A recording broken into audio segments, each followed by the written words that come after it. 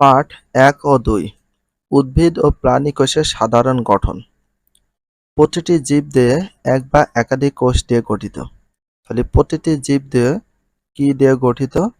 এক বা একাধিক কোষ দিয়ে গঠিত। একটি আদর্শ উদ্ভিদ কোষ প্রধানত দুইটি অংশ নিয়ে গঠিত। একটি আদর্শ উদ্ভিদ কোষ প্রধানত কয়টি অংশ নিয়ে গঠিত? দুইটি অংশ নিয়ে গঠিত।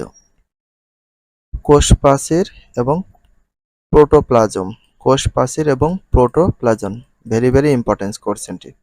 একটি আদর্শ উদ্ভিদ কোষ প্রধানত কয়টি অংশ নিয়ে গঠিত? দুইটি। একটি কোষ প্রাচীর, অন্যটি প্রোটোপ্লাজম। প্রথমটি কোষ প্রাচীর। কোষ প্রাচীর নিয়ে এখানে আলোচনা করেছে। দেখো, উদ্ভিদ কোষের ক্ষেত্রে কোষ ঝিল্লির বাইরে জড় পদার্থ দিয়ে তৈরি একটি পুরু প্রাচীর থাকে, একে কোষ প্রাচীর বলে। তাহলে দেখো, এটা একটা সংজ্ঞা হয়। উদ্ভিদ কোষের ক্ষেত্রে কোষ ঝিল্লির বাইরে জড় পদার্থ দিয়ে তৈরি একটি পুরু প্রাচীর থাকে, তাকে কি বলে? কোষ প্রাচীর বলে। একটা সংজ্ঞা হয়ে যাচ্ছে এবং তার সাথে একটা প্রশ্ন হচ্ছে। এটি সেলুলোজ দ্বারা গঠিত। তাহলে কোষ প্রাচীর কি দ্বারা গঠিত? সেলুলোজ দ্বারা গঠিত। তাহলে সেলুলোজ দ্বারা গঠিত কোনটি? কোষ প্রাচীর। তাহলে কোষ প্রাচীর কি দ্বারা গঠিত? সেলুলোজ দ্বারা গঠিত। Very very important. প্রাণী কোষে এ ধরনের প্রাচীর থাকে না। এগুলো সব উদ্ভিদ কোষে, কিন্তু প্রাণী কোষে প্রাচীর থাকে না। প্রাণী কোষে আবরণটি প্লাজমা পর্দা দ্বারা গঠিত। প্রাণী কোষের আবরণটি কি দ্বারা গঠিত? প্লাজমা পর্দা দ্বারা গঠিত। প্লাজমা পর্দা দ্বারা গঠিত। কোষের সজীব অংশকে রক্ষা করা এবং কোষের সীমারেখা নির্দেশ করা কোষ প্রাচীরের প্রধান কাজ। কোষের সজীব অংশকে রক্ষা করা আর কোষের সীমারেখা নির্দেশ করা কোষ প্রাচীরের প্রধান কাজ। তাহলে কোষ প্রাচীরের প্রধান কাজ কি? কোষের সজীব অংশকে রক্ষা করা এবং কোষের সীমারেখা নির্দেশ করা। এই দুইটি কাজ হচ্ছে কার প্রধান কাজ? কোষ প্রাচীরের প্রধান কাজ। Very very important. ২ number protoplasm. Protoplasm. একটি প্রোটোপ্লাজম প্রধানত কোষ ঝিল্লি, সাইটোপ্লাজম, নিউক্লিয়াস সমন্বয়ে গঠিত। একটি প্রোটোপ্লাজম প্রধানত কোষ ঝিল্লি, সাইটোপ্লাজম, নিউক্লিয়াস সমন্বয়ে গঠিত। তাহলে একটি প্রোটোপ্লাজম প্রধানত কি দ্বারা গঠিত? কোষ ঝিল্লি, সাইটোপ্লাজম, নিউক্লিয়াসের সমন্বয়ে গঠিত। প্রোটোপ্লাজম কোষের অর্ধতরল, জেলির মতো আঠালো, দানাদার বর্ণহীন সজীব অংশ। মানে প্রোটোপ্লাজম কেমন? কোষের অর্ধতরল, মানে কোষের অর্ধতরল, তরল মতো, পানির মতো, জেলির মতো আঠালো থাকে, দানাদার বর্ণহীন সজীব অংশ। দানাদার, দানা বর্ণহীন, যার কোনো রং নেই, কিন্তু সজীব অংশ।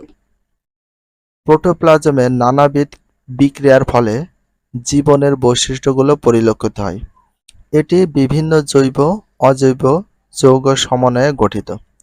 প্রোটোপ্লাজমে পানির পরিমাণ সাধারণত শতকরা ৬৭ থেকে ৯০ ভাগ। প্রোটোপ্লাজমে পানির পরিমাণ সাধারণত কত থেকে কত ভাগ? ৬৭ থেকে ৯০ ভাগে পানি থাকে প্রোটোপ্লাজমে। Very very importance, best of importance. ক নাম্বার কোষ ঝিল্লি বা প্লাজমা মেমব্রেন। দেখো, প্লাজমা মেমব্রেন, প্লাজমা মেমব্রেন পুরো প্রোটোপ্লাজমকে ঘিরে যে নরম পর্দা দেখা যায় তাকে কোষ ঝিল্লি বা প্লাজমা মেমব্রেন বলে। প্লাজমা মেমব্রেন বলে। কোষ ঝিল্লির আরেকটা নাম কি? Plasma membrane. পুরো প্রোটোপ্লাজমকে ঘিরে যে নরম পর্দা দেখা যায় তাকে কোষ ঝিল্লি বলে, অনেকে প্লাজমা মেমব্রেনও বলে। একটা সংজ্ঞা হয়ে যাচ্ছে আর একটা প্রশ্ন হচ্ছে। প্লাজমা মেমব্রেন দ্বি-স্তর বিশিষ্ট ফসফোলিপিড, দেখো, ফসফোলিপিড দ্বারা গঠিত। প্লাজমা মেমব্রেন দ্বি-স্তর বিশিষ্ট কি দ্বারা গঠিত? ফসফোলিপিড। ফসফোলিপিড, ফসফোলিপিড দ্বারা গঠিত। কি দ্বারা গঠিত? ফসফোলিপিড দ্বারা গঠিত।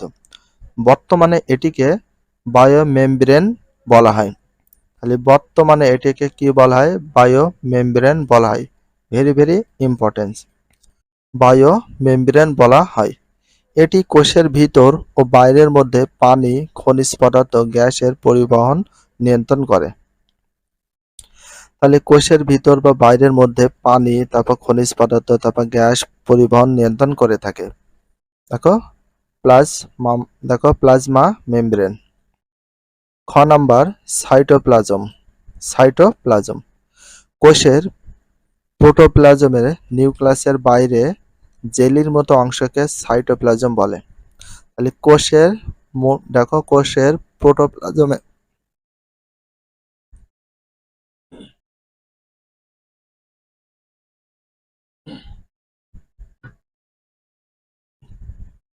কোষের প্রোটোপ্লাজমের নিউক্লিয়াসের বাইরে জেলির মতো অংশকে কি বলে? সাইটোপ্লাজম বলে। কি বলে? সাইটোপ্লাজম বলে।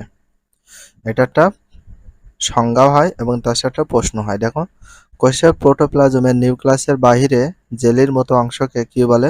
সাইটোপ্লাজম বলে। সাইটোপ্লাজমের অভ্যন্তরে অবস্থিত কোষের বিভিন্ন জৈবনিক ক্রিয়াকলাপের সাথে সংশ্লিষ্ট সজীব বস্তু সমূহকে একত্রে সাইটোপ্লাজমীয় অঙ্গাণু বলা হয়। দেখো সাইটোপ্লাজমের অভ্যন্তরে মানে ভিতরে অবস্থিত কোষের বিভিন্ন জৈবনিক ক্রিয়াকলাপের সাথে সংশ্লিষ্ট সজীব বস্তু সমূহকে মানে বস্তু সমূহকে একত্রে কি বলা হয়? সাইটোপ্লাজমীয় অঙ্গাণু বলা হয়। সাইটোপ্লাজমীয় অঙ্গাণু বলা হয়। এটা ভেরি ভেরি ইম্পর্টেন্ট, দেখে রাখতে পারো। একটি আদর্শ কোষে সাধারণত নিম্নলিখিত অঙ্গাণুগুলো দেখা যায়। ১ নাম্বার প্লাস্টিড। দেখো plastid. ২ number mitochondria. ৩ number Golgi body. ৪ number endoplasmic জালিকা। ৫ number ribosome. ৬ number lysosome. ৭ number centriole. ৮ number কোষ গহ্বর। তাহলে একটি আদর্শ কোষে সাধারণত নিম্নলিখিত অঙ্গাণুগুলো দেখা যায়। আর একবার দেখো প্লাস্টিড, মাইটোকন্ড্রিয়া, দেখো গলজি বডি, এন্ডোপ্লাজমিক জালিকা, রাইবোজোম, লাইসোজোম, সেন্ট্রিওল, কোষ গহ্বর। এগুলো খুব ভালো করে পড়ে নেবে, এগুলো ভেরি ভেরি ইম্পর্টেন্ট। তার সাথে এখানে দেখো তোমাদের দিয়ে দিয়েছে গঠন ২.১ উদ্ভিদ কোষের আণুবীক্ষণিক চিত্র। উদ্ভিদ কোষের আণুবীক্ষণ চিত্রের মাধ্যমে দেখা যাচ্ছে, অণুবীক্ষণ যন্ত্র দিয়ে ছবি তুলে সেটা তোমাদেরকে দেখানো হচ্ছে। আর ২.২ এর রয়েছে প্রাণী কোষের আণুবীক্ষণিক চিত্র। প্রাণী কোষে এটা উদ্ভিদ কোষের জন্য আর এটা প্রাণী কোষের জন্য। তো প্রাণী কোষের বা উদ্ভিদ কোষের যে আণুবীক্ষণিক চিত্রটা দিয়েছে কোনটাকে কি বলে সবকিছু এখানে ক্লিয়ার ভাবে দিয়ে দিয়েছে। এখানে ক্লিয়ার ভাবে সেটা দেখতে পাচ্ছ। দেখো এখানে সবগুলো দিয়েছে। প্রথমটা হচ্ছে প্লাজমা মেমব্রেন, সাইটোপ্লাজম ধাত্র, মসৃণ এন্ডোপ্লাজমিক জালিকা, অমসৃণ এন্ডোপ্লাজমিক জালিকা, নিউক্লিয়াস রুন্ড, নিউক্লিয়াস দাঁড়, নিউক্লিয়ার আবরণী, দেখো ক্রোমাটিন তন্তু, নিউক্লিওপ্লাজম, অন্ত দেখো অন্তঃকোষীয় ফাঁকা, গলজি বস্তু, মাইটোকন্ড্রিয়া, ক্লোরোপ্লাস্ট, দেখো লাইসোসোম। আর এইগুলো বাইরে আছে কোষ প্রাচীর, আর এইগুলো কোষ গহ্বর। বাট এখন বর্তমানে যে পিডিএফ ফাইলগুলো পেয়েছি আমরা 2025 সালের বইয়ে, সে পিডিএফ ফাইলগুলো খুব একটা ভালো না, কয়েকটা বই ভালো, বাট বাকি যে পিডিএফ ফাইলগুলো এরকম ঘোলাটে। তো এই কারণে আমাদের পিডিএফ ফাইলগুলো এই কোয়ালিটি হয়ে থাকছে। এই জন্য ভিডিও মনে হচ্ছে ভিডিও কোয়ালিটি ভালো না। অরিজিনাল কিন্তু পিডিএফ ফাইলটা যদি কোয়ালিটি ভালো থাকতো তাহলে আমরা ভিডিও কোয়ালিটিগুলো ভালো করে দিতে পারতাম। মাইক্রোভিলাস, এন্ডোপ্লাজমিক রেটিকুলাম মসৃণ, মাইটোকন্ড্রিয়া, গলজি বস্তু, সেন্ট্রোসোম, দেখো নিউক্লিওপর্দা, নিউক্লিওলাস, দেখো ক্লোমার্টিন, দেখো নিউক্লিওপ্লাজম, এন্ডোপ্লাজমিক, তারপর রেটিকুলাম অমসৃণ, লাইসোসোম, লাইসোসোম গহ্বর, প্রাণী কোষ এবং উদ্ভিদ কোষের আণুবীক্ষণের যন্ত্র সাহায্যে পিকচার তুলে তোমাদেরকে দেখিয়ে দিয়েছে। ভিডিওটি এখানে শেষ করছি। যদি ভিডিওটি ভালো লাগে চ্যানেলে সাবস্ক্রাইব পেজ হলে ফলো করে দিও, তার সাথে একটা লাইক এবং একটা কমেন্ট করে দিও। নেক্সট ভিডিও পাওয়ার জন্য অবশ্যই বেল আইকনটা অল করে রাখো, যাতে নিউ ভিডিও আপলোডের সাথে সাথে সর্বপ্রথম তোমাদের কাছে নোটিফিকেশনটা পৌঁছে যায়। If you love this video please subscribe my channel, like, comment, share, hit the bell icon for getting next video. So everyone take care, love you, আল্লাহ হাফেজ, বাই বাই।